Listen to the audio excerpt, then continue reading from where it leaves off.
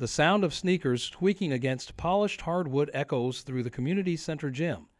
It's a late Sunday afternoon in Philadelphia, and two basketball teams, one from the predominantly black neighborhood of North Philly and another from the largely white suburban area of Montgomery County, are facing off in what started as a simple charity game, but has become something much more meaningful. 6 months ago, these players wouldn't have been in the same room together. The divide between their communities ran deep, not just geographical, but emotional, cultural, and historical. That changed when a series of unexpected events forced them to see beyond the surface, beyond the stereotypes, beyond the fear. I remember standing there that day, camera in hand, watching as Mike, a 45-year-old white business owner, passed the ball to Chris, a 42-year-old black high school teacher. The simple act of teamwork spoke volumes about the journey these men had undertaken. Their story isn't just about basketball. It's about what happens when people choose to listen, really listen, to each other's experiences. The journey began in the wake of a controversial incident that shook both communities. Local news stations painted it in black and white, quite literally, but the truth, as always, lay in the shades of gray. While tensions rose and social media erupted with heated debates, a small group of individuals from both communities made an unusual choice. Instead of joining the chorus of angry voices, they decided to sit down together and have honest conversations. Sarah, a community organizer who's lived in North Philly all her life, tells me she was skeptical at first. "I'd been to so many diversity meetings and unity events that felt superficial," she says, adjusting her glasses as she recalls those early days. But this was different. For the first time, people weren't trying to prove they were right. They were trying to understand. The weekly meetings started small, just 8 people around a table at the local library. They shared stories about their childhoods, their fears, their hopes for their children. They talk about privilege and poverty, about police interactions and prejudice, about the weight of history and the possibility of change. Sometimes voices were raised, tears were shed, and people walked out. But they always came back. These conversations sparked something unexpected. As trust grew, so did curiosity about each other's lives. The suburban group started attending events in North Philly, while North Philly residents began visiting Montgomery County. They discovered shared concerns about education, safety, and economic opportunity. They found common ground in their love for their families, their desire for better communities, and yes, their passion for basketball. The charity basketball game became their first joint initiative, but organizing it meant confronting deep-seated prejudices on both sides. Would suburban parents feel comfortable sending their kids to North Philly? Would the North Philly community trust that this wasn't just another short-lived publicity stunt? As I filmed the game today, watching players who were once strangers now calling out plays and celebrating each other's successes, I can't help but wonder, what makes some people choose to listen while others turn away? What allows bridges to be built across chasms of misunderstanding that seem impossibly wide? The answer, perhaps, lies in what happened just last week, when everyone's commitment to this newfound connection was put to the ultimate test. An incident occurred that threatened to unravel everything these communities had built together. The old patterns of blame and defensiveness began to resurface. The trust they had carefully cultivated started to crack. And that's where our story really begins. The incident happened on a quiet Tuesday evening during one of the youth mentorship sessions that had grown out of the basketball program. The community center had become a safe space where teenagers from both neighborhoods could study together, share meals, and learn from each other's experiences. That evening, someone spray-painted threatening messages on the center's walls, messages that seemed deliberately crafted to reopen old wounds and reignite distrust between the communities. What followed revealed just how deeply things had changed. Instead of jumping to accusations, both communities came together for an emergency meeting. The room was tense, filled with concerned parents, community leaders, and many of the teens who had formed friendships through the program. The old instinct to retreat into separate corners was there, but something stronger held them together. I remember looking around that room, recalls Tom, a 50-year-old construction worker from Montgomery County whose daughter had found her best friend through the program. His voice catches as he continues, and seeing the faces of people who, just months ago, I wouldn't have given the time of day. Now they were like family, and someone was trying to tear that family apart. The teens, surprisingly, led the way forward. They shared stories about how the program had changed their perspectives. Michael, a high school junior, spoke about how his views on law enforcement evolved after honest discussions with Lisa, whose father is a police officer. Rachel described how spending time in North Philly challenged everything her suburban upbringing had taught her about inner-city communities.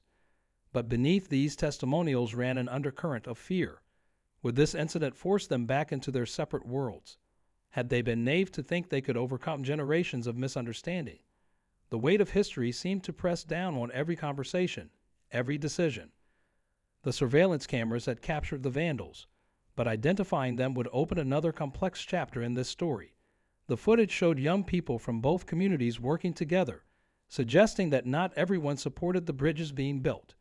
This revelation hit hard, especially for those who had invested their hearts in the program's success.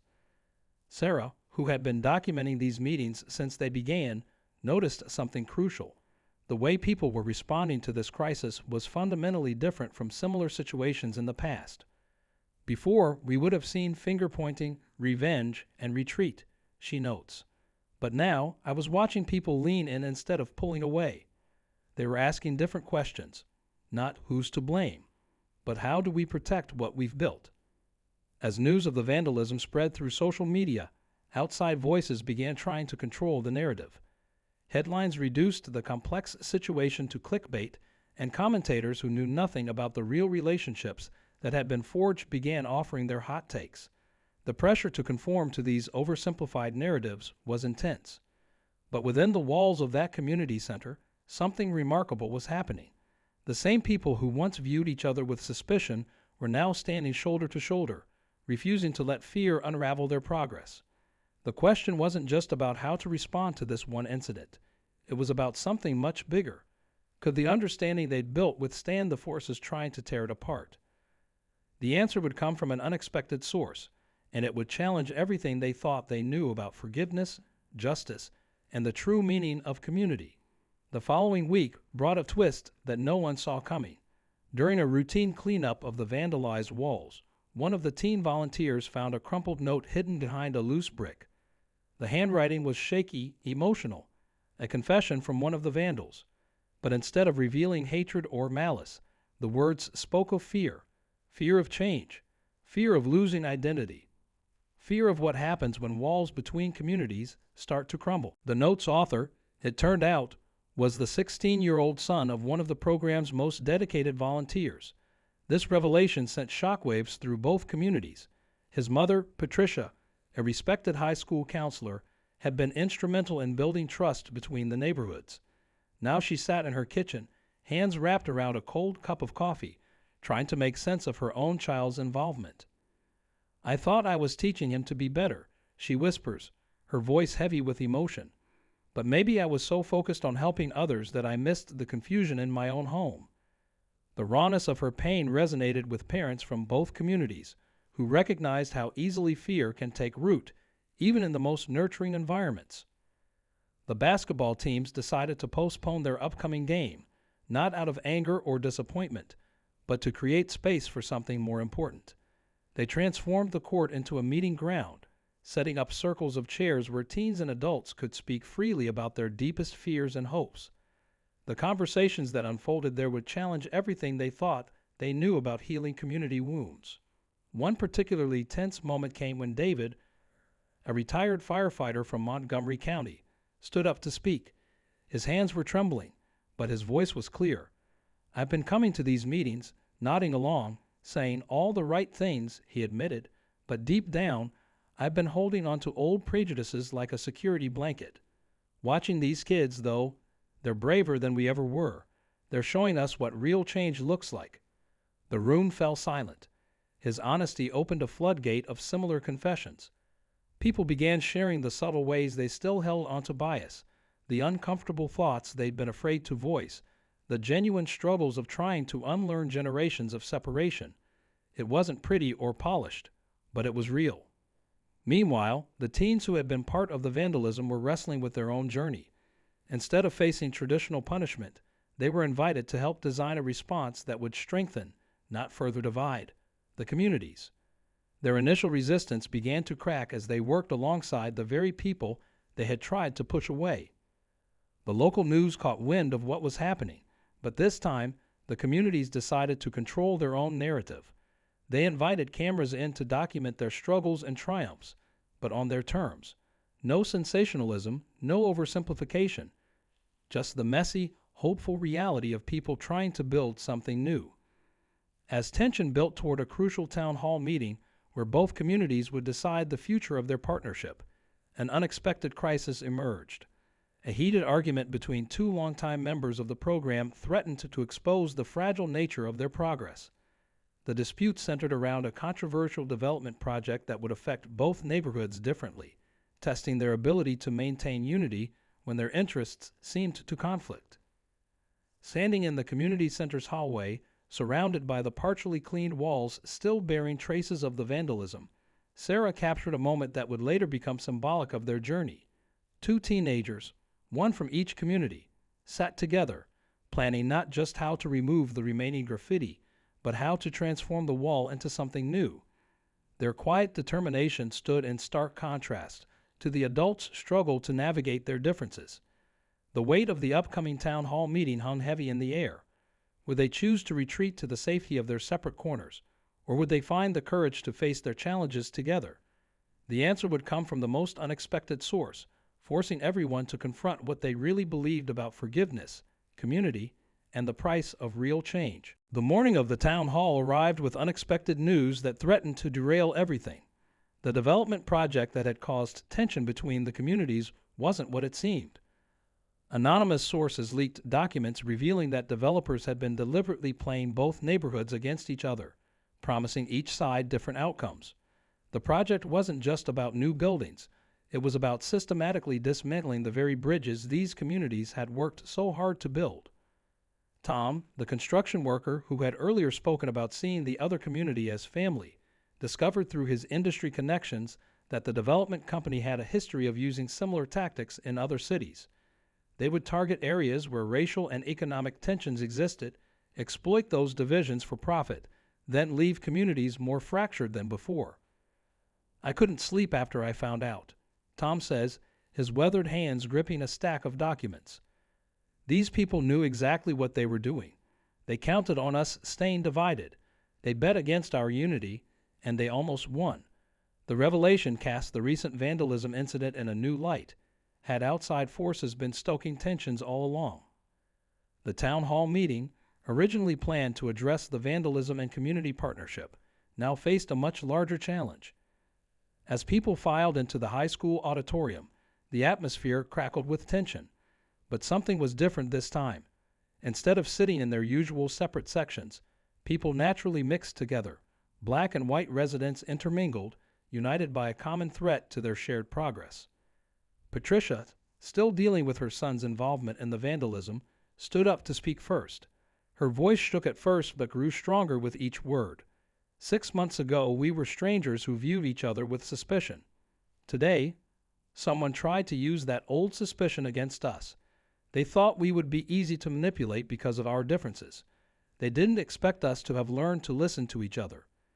As she spoke, her son, one of the young vandals, walked to the front of the room. What happened next would become a pivotal moment in their story. But before he could speak, an unexpected interruption came from the back of the auditorium. A group of suited executives from the development company had arrived, apparently intent on defending their project. The room held its breath. Months of building trust, understanding, and genuine connection had led to this moment. The same community that had once been easily divided now faced its greatest test. Would they stand together against this external threat, or would the pressure expose cracks in their newfound unity? Sarah's camera captured the scene as the teenagers from both communities, including the former vandals, formed a spontaneous line between the executives and their parents. It wasn't an act of defiance or aggression. Instead, they joined hands, creating a living symbol of their refusal to be divided again. This isn't just about a development project anymore.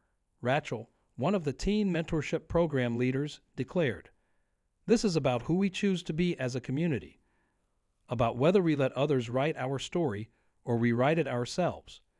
The executives shifted uncomfortably as they faced not two divided communities they could manipulate, but one united front.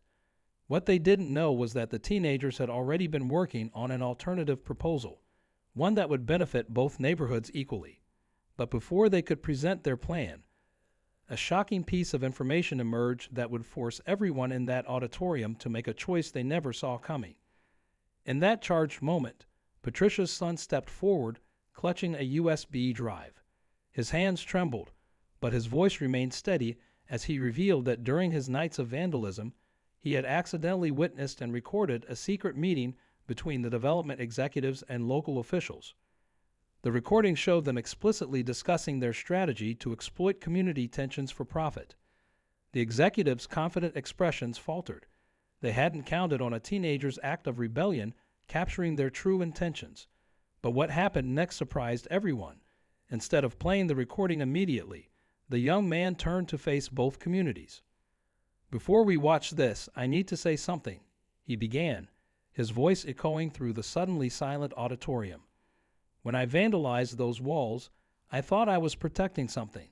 My identity, my community, my way of life. But all I was really protecting was my fear.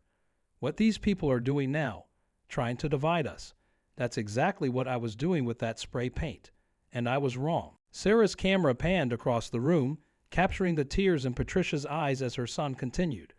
"The real threat to our communities isn't each other. It's the walls we build in our minds. These executives didn't create our divisions.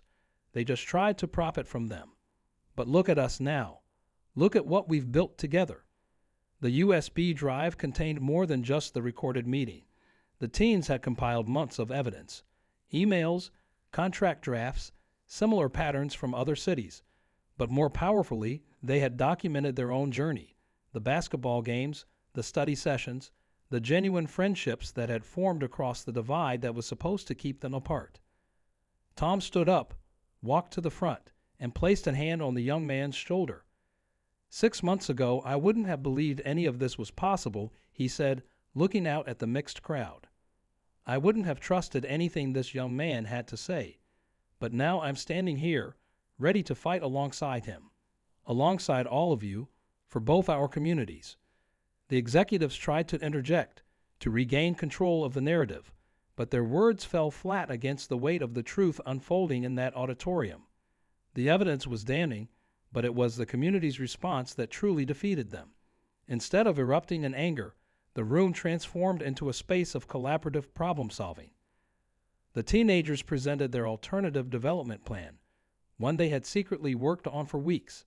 It wasn't just about stopping the exploitative project. It was about creating something new. Their proposal included shared spaces, joint business ventures, and programs that would strengthen the bonds between both neighborhoods. As the executives retreated, faced with the united opposition of two communities they had failed to divide, something unexpected happened. One of them stopped at the door, turned around, and asked to speak. She was a junior member of the team, and what she said next left the room stunned. "I grew up in a community like this," she revealed, her professional facade cracking. "I watched the same thing happen there, but nobody stood up then. Nobody came together like this. What you've done here, it's more than stopping a development project. You've shown that there's another way." The room erupted in a mix of emotions: relief, triumph, lingering anger, and hope. But amid the celebration, Sarah's camera caught a quiet moment that would become the most powerful symbol of their journey.